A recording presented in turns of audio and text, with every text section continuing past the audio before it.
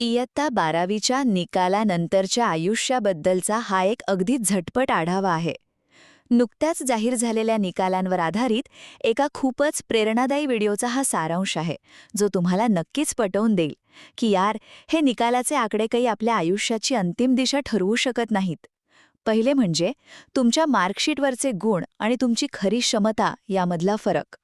बघा, मार्कशीटवर फक्त काही आकडे असतात, पण तुमची क्षमता ना, ती खरोखर अमर्याद असते. तुम्हीच जरा विचार करा. मार्कशीट हे काय फक्त एका परीक्षेचं बिल आहे का, जे तुमचं संपूर्ण भविष्य ठरवून टाकेल? नक्कीच नाही ना.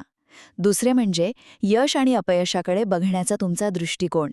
जर हे मार्क म्हणजे सगळंच नसेल, तर मग आजच्या निकालाकडे नेमकं कसं पाहायचं? समजा यश मिळालंय तर मस्तच, तो तुमच्या प्रवासाचा फक्त एक छोटा टप्पा माना. आणि समजा थोडं अपयश आलं ना, तरी अजिबात खचून जाऊ नका. कारण अपयश हा काही तुम्हाला तोडणारा हतोडा नसून ती एका शिल्पकाराची छिन्नी आहे, जी तुमच्या व्यक्तिमत्वाला एक सुंदर आकार देत असते.